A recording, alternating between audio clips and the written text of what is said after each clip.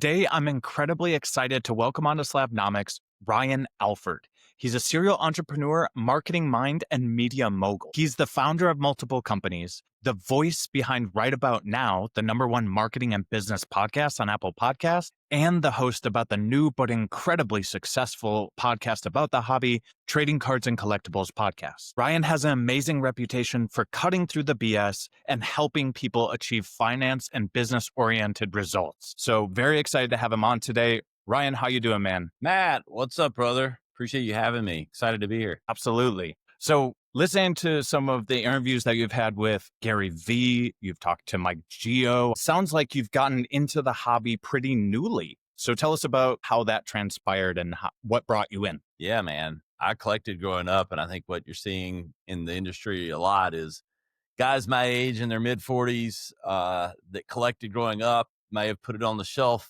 to focus on other things. I like to tell people I got sidetracked by ball, sports, and cars and girls, like most teenagers. So it's been on the shelf while I got my career taken off and all that. And having children, 4 boys that kind of came into it here in the last year brought me back in. And it was really through that lens. And it was really organic. You know, it's funny, Matt. I'll tell you a little story. My wife and I were with the 4 boys. We were at Walmart doing the shopping. You got 4 boys to feed. You got to go to the discount store. I'm telling you, man, it's a lot to feed those kids. But we were shopping and we walked by the trading card section and the boys were like, let's pick up some cards. I had never really seen, there'd been a little Pokemon as they were younger, but not really anything that showed that they were going to, have an affinity towards it. They were like ramping about, like wanting to get some packs or something. Like, oh, y'all want some packs, do you? And I'm like, we hadn't really gone down the family discussion path of, how much I had collected growing up. They knew I had some old cards and stuff, but we bought like a box and the rest is history, my friend. We ripped packs for like 2 hours that night and had a blast. And, it was a way for me to hang out with my boys, and the discovery of opening packs and the excitement of who you're getting and everything that comes with that, but then shared with my 4 boys. And then the last 8 to 12 months sort of going, okay, this is cool. I'm back into this. This is interesting. Learning all I can like a fire hose about what's changed and using my network and my visibility to get us into shows or like know the best ways to kind of enter back into the hobby and seeing all the business opportunity. But it's been a whirlwind. Yeah, the old Walmart shopping trip is always a good one. I had the same thing happen. I went and I bought a mega box of soccer from Walmart and I hit a big Messi card. And from there on, the hooks are in. What are you going to do? Did you guys hit anything big? Yeah, well, we're football guys. We live in South Carolina. Clemson is where I went to school. We're Clemson fans. We knew, generally speaking, who the NFL guys were. So opening the packs, we knew like who the rookies were. I think we hit a pretty big like Caleb Williams in the first box. And then we opened 2 boxes and we hit like a Bo Nix autograph or something. Like $400 or $500 cards and $100 boxes. The hobby gods definitely got their hooks in us too. It's awesome, man. It's so fun that you're able to do that with family, right? You said your 4 boys brought you into it. So they were involved with sports before, and then all of a sudden they get into cards through this experience with you. Why do you think that happened now and maybe not before for them? Yeah. As kids, you do a lot of different things. Like you sample sports, sample toys, like whatever becomes, the things that you're most interested in. And what's interesting is like our kids, some of our boys swim, baseball, football, basketball. They play all these different sports, but football has always sort of been, I think, the front and center as far as the most interest in like what we watch on TV and things. It was this perfect timing as fans, and they were getting old enough to where their attention spans, they would actually sit and watch games with me. So they're becoming more watchers, purveyors of the sport, combined with they're kind of starting to get this business sense. They would always do the lemonade stands or the things on the street. So I think they had an interest in how they could flip some cards, and seeing the business aspect combined with their fandom in football and attention spans kind of getting to that point meets this perfect moment, where we start ripping some packs and it's a family moment. And it just becomes something that we did. And, the last year, there was probably a 6-month period where at least 2 or 3 nights a week. We'd be just ripping packs. And then I started teaching them business through it, because I didn't want it to just be business. They were obviously collecting. We're Clemson fans, pulling back all the Trevor Lawrence, Travis Etienne's, all the, the Clemson guys. And then knowing which ones are valuable and whether or not they wanted to keep them and going, hey, these have certain values. You're not going to make money on every box. Ripping packs is not the fastest way to money. We know that. Buying singles sometimes can be. But I did immediately teach them what I know. I'm a marketer first and foremost. So e-commerce, social media, content. We started watching guys like King of Cards, Kyle, and other guys on YouTube. And then that became seeing them like saying, you see what he's doing here. He's filming what he's doing. And Kyle's a great guy. It's like, but he's not doing anything special. He's just documenting everything that he's doing because people are going to watch it. And there's economics with that. There's awareness, there's attention, there's these things and benefits that come from that you could do as well, or we could do together as a way to offset some of the costs to open all these packs. And so it allowed me to sort of teach them what I'm already doing. I own a podcast network. I do content and monetize that, but they could have cared less about that until the hobby lens sort of laid on top of it. So that combination of things, I think the timing brought all that together. So it sounds like there was a conduit almost of previous interests that they had and shared with you to something that was new. And it came in the same time frame that I actually got into cards as well. It was last October, and I just kind of jumped in feet first, like you were saying you did. So is that something that you think is taking over more prevalently within the United States, worldwide? Are you seeing tailwinds everywhere? Yeah. I think it is. And I think definitely in the US. I think there's definitely foreign markets, but I think you've got this time and place where people are looking for different asset classes for one. So I think that's where you have the big money coming in, the Kevin O'Leary's and like a lot of smart guys bringing money in at the top end. But I do think you have this perfect moment where my age group, there was a lot of baseball card trading, like the late 80s, early 90s, and that nostalgia. And now having kids at the same age, I think we're in a 10-year period here where that's revitalizing the whole thing from the top and the bottom. You got the 45 to 50-year-old dads or moms, typically dads. And then you got the boys and girls, whoever it is, the kids, whoever they are. And you've got this perfect time standpoint because you got the nostalgia from the 45 to 50-year-olds and awareness that's happening from everywhere. Big money, small money, new cards, all the stuff that we know that is the energy around the hobby. And these things are just meeting each other. And I think that's why you're seeing the upticks in mainstream media talking about it. I'm now in it, so I'm more aware. My radar's up, but I can tell you the number of like outlets, big media, headlines, TV, all those kind of things. In any given week, I can't flip the TV on and there's not some new story about the industry. Yeah, absolutely right. I am in soccer a lot. That's something that it sounds like you don't play too much in. You're more of a football guy, which at heart, I'm a Green Bay Packer fan. I bleed green and gold, so I get it. Hey, good year for Green Bay. I think they look good. We look different, man. Different. I'm saying it right now. Steelers versus Packers Super Bowl matchup. I think the Packers might be there. I'm not ready to sign off on the Steelers yet, but I need to see a little more. Bold calls, but I think the media machine would love that one. So, oh God, they would love it. We'll see. They'd have a field day. But going back to marketing, you talked about attention. So attention is kind of this white hot spotlight. And you mentioned your marketing experience. So what is the importance of attention in today's day and age? And has that morphed through the years? Or is that something that's actually been always a stable driver of value through the years? Yeah, it's an interesting topic because we have so many things vying for our attention now. I know you're a younger guy, but like 20 years ago, you really only had so many outlets for your pastime as it relates to different things. And we've had this democratization of media. The proliferation of two things have happened. One, we've had the ubiquitous distribution of the TV and the encyclopedia and everything that's in your pocket, which is the smartphone. And then you have the ubiquitous 5G networks that enable the media to channel within these things, especially in the United States, pretty much nationwide at high bandwidth. And so what that's done is it's democratized media with YouTube, social media, and all these apps that have been built on top of the smartphone and that connection.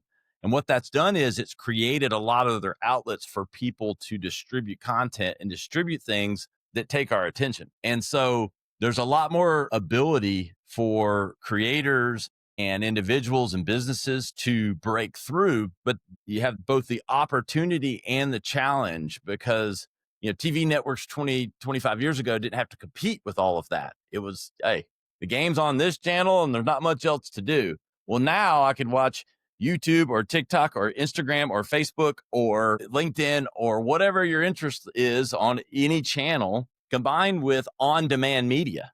You couldn't do it. Like we sort of take for granted now what wasn't available just 10 years ago, like watching what you want, when you want, how you want it. It's created this both opportunity and threat because now to get attention, it's harder to break through. You didn't have to be that interesting 20 years ago because there just wasn't many options. So your message was probably going to get heard. And now you actually have to come on the terms of the viewer, which is why I actually think, ironically, tying it back to the hobby, you got guys like Pac-Man and King of Cards and Card Collector 2 and all these guys that are doing content. They're breaking through because they're doing really organic stuff that people want to watch. And it's in this space that they want to live and breathe and see it through what the experience they would like to be having. And they may not be. And so attention has always been super important from a marketing perspective, but it's just both more available to try to get it, but harder to break through. I can retweet that one as a content creator. It's very difficult. And oftentimes we get siloed in our own viewpoint. We put stuff out there and it's like, I think this is awesome. And all the content creators I always talk to, they say the content that they put out that they had the least expectations for are the ones that are most successful, which is such a weird dichotomy that we live in today with that high moat of attention. Segueing into the podcast that you've just started, you are 6 or 7 episodes in? Yep, 6 or 7. We've recorded 8 or 9, but 6 or 7 have been released for trading cards and collectibles, yeah. So walk me through this. You get into the hobby, you have this amazing background of success in business and marketing, and you're going through things. What led you to establishing this podcast? What was the need that you saw and what does it fill? Yeah, I think selfishly, I enjoy the podcast medium and have built a podcast network and a couple of shows that have done well on my own. We've got a number of shows on our network. They're doing very well, 40 and growing. And so I love the medium, love the space. I'm not good at a lot of things, but I'm pretty good at podcasting. And so it was like, I go, okay, this is something I'm good at. This is something I'm interested in. I'm doing with my kids. I love creating content. So selfishly, it started there, Matt. But then once you get past that point, I just think there's a lot of opportunity, much like your show, other shows. There's different strokes for different folks. And I don't know that anyone is owning the podcast space. Like, and the SCN guys I love, and Gio and all those guys, they're probably the unquestioned number one show right now. But I don't think anyone's owning the space. And there's so many opportunities for different variations of what the trading card collectibles and overall hobby looks like. So I am a podcasting expert. I own a podcast network. I enjoy creating content. My kids are doing it. I have this access to people, places, and things that I think could be of interest to viewers and people in this space with the guests that I can bring, the content that we can bring. And I think it's been organically just bringing that to life. And I have a Rolodex or a contact list of a lot of people that I think people would love to hear their take on the hobby or their perspective. And I just wanted to open that up. And by creating a show, I created an avenue to do that, combined with wanting to show a little bit of the business aspect and me and the boys ripping packs and the organic nature of which we're kind of coming into the hobby. So I'm not coming into it as like this expert that knows it all. It's more like I'm bringing to bear my own growth in the hobby through these guests and through these experiences, living and breathing and doing it. I love that. The journey of the new collector, the journey of someone just getting into the space, learning the field level versus the terrace level of select and those kind of things. And why is this worth more than this, and don't people value this, and they don't like stickers and they like, it's Exactly. And I mean, there's a million things. I'm out opening packs and I'm probably saying things that, you know, Pac-Man or any of these other guys would have never said, but because they're professionals have been doing it for 7 years, or whatever. And I mean, I know enough to be dangerous, but it's more trying to just be authentic, and it might have great production value, but I assure you there's a level of amateurism in my just here's who I'm bringing to the table. It's this weird dichotomy, Matt, because I can get Gary V and King of Cards and all these big names because I have the credibility or the contacts or the friends to do that. But it doesn't mean I'm doing it because I've been anointed within the hobby on some. No, I'm a nobody, but I have access. So why wouldn't I help bring that to other people? Well, I think you're using your network for good and in a way that is really appreciated by the people in the hobby. I mean, all of those episodes that you put out are with the short list of people that are the Rushmore of the hobby. So it's incredible to see Gary V come on. It's incredible to see Kyle come on. A lot of up our sleeves. I have grand ambitions because I just think there's a lot of great hobby stories out there, and there's people that are doing it and getting into it, and some names will blow you away. I'm excited, man. I can't wait. Hopefully I'll get a behind the scenes peek someday, but yeah, you're in. You talked about Blue Ocean. It was the Sports Card Nonsense podcast that you went on. You talked about Blue Ocean, the concept of there's so much out here that's being unutilized in the hobby space. And that points back to one of the points that you talked about as well, in that you came in, you looked around, and there were many things that you saw kind of lacking within the hobby. Yeah. But I think that also applies to learning through your own journey, right? You come in, you're learning all these things. You have to figure out what people value, why they don't value this, where education is needed. Would you say that your podcast deals with the education piece of the hobby, or where's the true focus besides giving a platform to the stories? Yeah, I think it starts with the platform to the story, because I think storytelling is something that's actually blue ocean in this space a little bit. Like, we've got a lot of focus on like the individual cards, the trading of the cards, the opening of the cards, and there's a lot of interest in that. So like, that's why you'll see those segments on our show. But I think you're also going to see, and we're asking for more and more people, and we've got some guests coming up, the stories behind, the PC. And instead of like, okay, what are the most expensive cards that were popped this week? No, what was your favorite card you opened this week and why? And telling some of the more, I don't know, interesting narratives behind why someone collects, why this means to them. We've got a guy coming on, you'll see in a segment soon, who's collected like every type of a certain card. And I don't want to give too much away. But there's a story and a journey behind that. We want to tell those stories and those broader narratives. Look, Jeff Wilson's doing some cool stuff, but it all feels a little bit in the same lane to me. And look, we're going to be in a little bit of that lane too, man. I'm not throwing the baby out with the bathwater here. One of my favorite sayings. People love seeing the cards open and the value of this and the business aspect and selling that for this amount and trading this amount and all of that's true. But I think there's stories and narratives and other things to be had here, as well as, things like Josh Luber coming on talking about Ghostwrite and, the new innovations that are going to be happening within the space and shining light on where, why, and how those things came to bear. I think it's interesting. Matt, I mean, selfishly, if no one else wants to do it, I'm just having fun producing. but something tells me, just knowing this space and talking to guys like you and getting feedback, that, we'll find our way. But I do think it's going to be an organic journey. I think to sit here and go, well, Matt, we are exactly this, and we're going to be exactly that, and we're going to do this and have that, that would be just disingenuous. It's not that mapped out. I'm just trying to sort of bake the cake as we go, knowing the ingredients might change. But I think some of those tenets I've talked about are going to make it. Ryan, I can barely map out a week. I'm sure you have more than that, but I agree with you.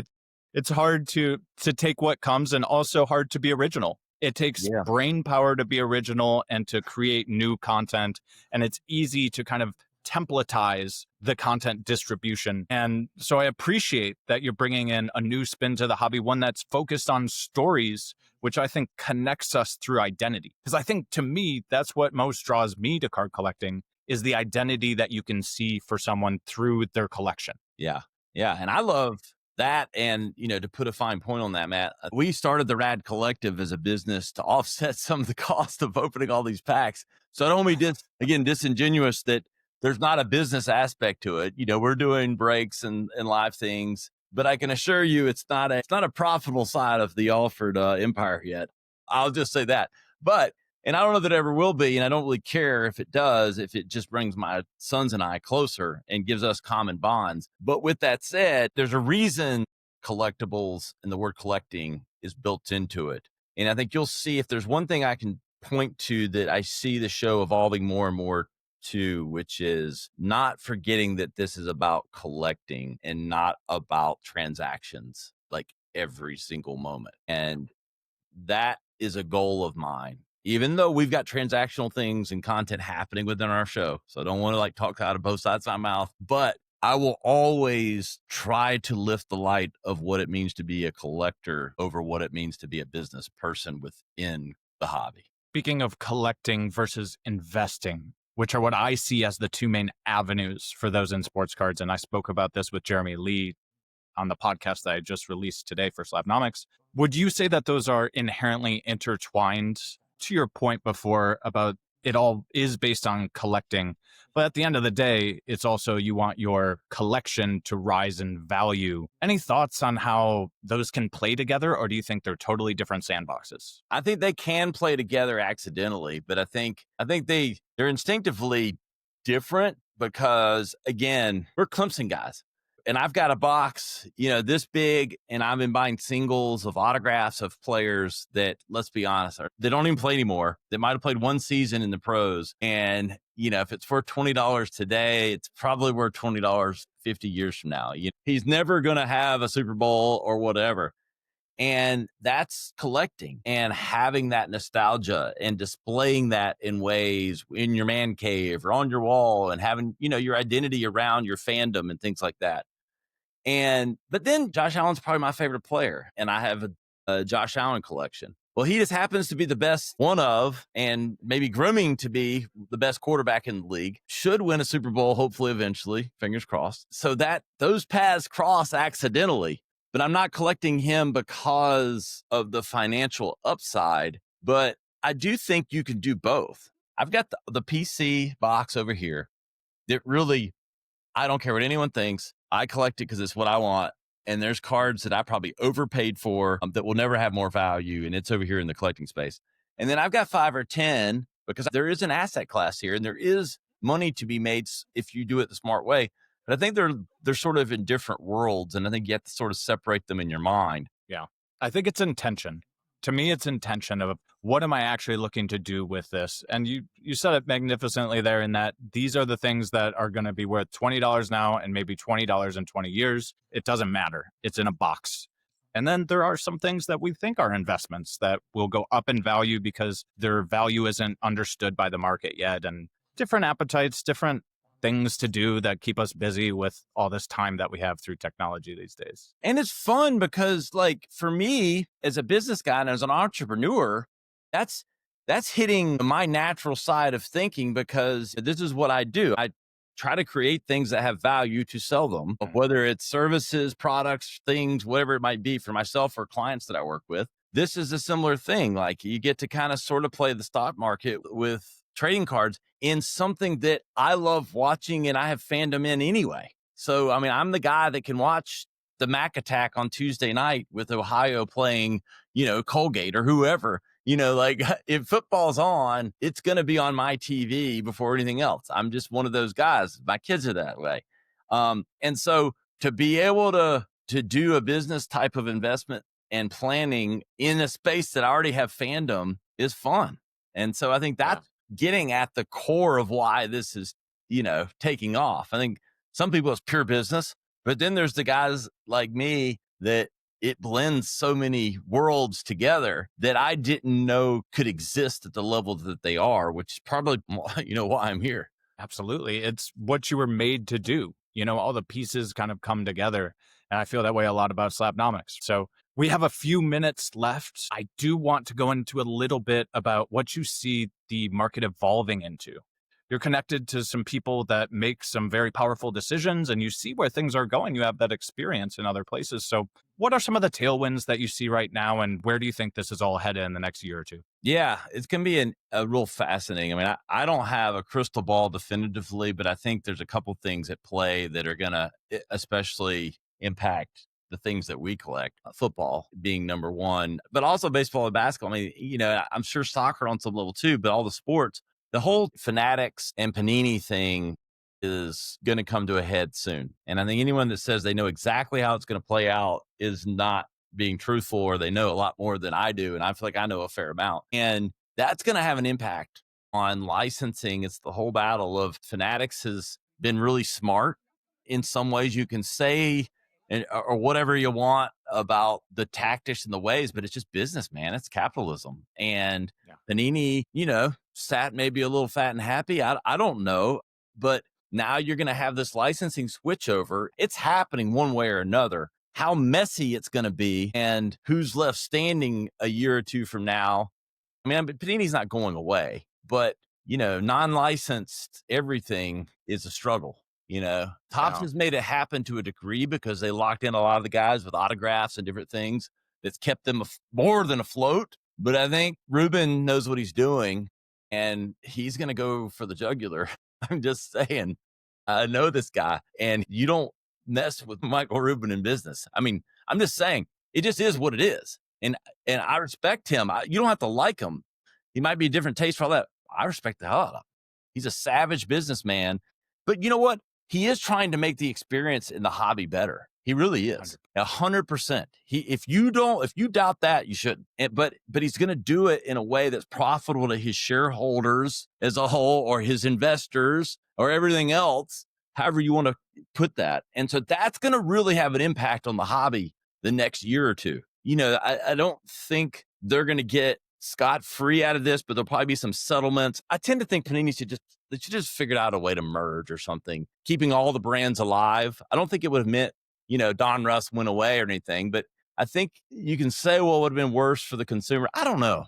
I wish that deal probably would just happen to avoid this, where we're not going to have freaking football in Topps this year, until next year or something, like some weird stuff going on. And I think I hate to hammer just on that, but I just think that's going to have a dynamic impact of the hobby. But you're also going to see, Matt, like there's going to be a lot bigger players coming in. Mr. Wonderful, Kevin O'Leary, that guy's a savage too. And he's not just buying $12 million cards for nostalgia. He doesn't give a shit about nostalgia. He's coming in because he sees what I see and a lot of other people see. This is big business and there's a lot of opportunity. So I think there's going to be the impact of that. But I think the players that are in the highest points in this are doing it for the right reasons and want more people in the hobby. And so thus, I think the outcomes will be positive for the consumer versus negative. Well, I'm glad that you have that perspective. I share that with you. And I'm so glad that you brought up the switching of licensing, because I think people go other ways, maybe into Tom Brady being part of Card Vault or any of the other indicators that we see. But that switching of licensing is something so big that not many people are talking about. And they're not talking about how that's going to shift demand. And I mean, Panini Prism for football isn't going to be out licensed for a long time. And that's like the big set. And a lot of valuations that we kind of look at as being established are going to get reset. And I've heard this, maybe you can weigh in really quick on this, but I've heard that Fanatics does such a better job when it comes to the marketing side versus how Panini has handled things in the past 10, 12 years. Yeah. I mean, that's where, Ruben's got his chops with Fanatics and all that other stuff. I mean, like they're a marketing machine and innovating. So you're going to see a lot of innovations on that side. I think Panini's, and the way that they structured the agreements with the leagues owning part of the cards, and like it was brilliant, but it's also a fair thing. It's like the money that the leagues can make from this, you get them involved in it. They want to help more. You don't have this sort of the hobby versus the leagues or something. I mean, this all works because of the leagues. You need them engaged. You need them having an ownership stake and wanting to push the trading card industry. And Michael understood that. And Rubens is a marketer's marketer. And so, yeah, it's night and day. And I don't have anything against Panini. I just know what my eyes, ears, and gut tell me. Right. Yeah, I'm so excited to see how everything spills over, make our bets, put our chips into these different piles. And Topps Chrome used to be the GOAT set as well. I think people forget that. You know, you talk to people in the It'll early be back. 2000s. It's coming back. It's coming back big. So Yeah. I'm collecting a little bit of Topps Chrome. But Ryan, we're going to get you out of here. Thanks so much again for all the time. I'm so grateful for you coming on. One last plug, anything you want to talk about before we let you go? No, check out Trading Cards and Collectibles. Pretty simple and straightforward. Search for that show. And, you know, at Ryan Alford, you can find me anywhere, ryanalford.com, on all the social platforms. Had that blue check before you could buy it, baby. Make sure to give Ryan a follow. Listen to those episodes with those big hitters. Like, that is such valuable information. You can find me at Slabnomics and anywhere podcasts are by the same name. So thanks so much again for coming on, man. It was a pleasure to have you. Hey, Matt, here to support you any way I can. You're doing great things and love just coming on, shooting the shit anytime. Oh, yeah. Appreciate it. All right. So grateful to have Ryan Alford on to Slabnomics, and honestly, so grateful to have him as part of the hobby. He's just the kind of person that we need, an entrepreneur and someone that's going to drive the hobby forward as the market continues to mature. If you've enjoyed this podcast, make sure to like and subscribe. And check out slabnomics.com. I'm going to have a lot of resources there to help you make better financial decisions for sports cards, whether that's player archetypes and how you can compare across sports, things that are fundamentally undervalued, or sets that I think have a lot of room to run. So check it out and make sure to follow me over there. Make sure to follow Ryan on his socials and listen to the Trading Card and Collectibles podcast. All right, that's it for me today. Keep building, and I'll talk to you later.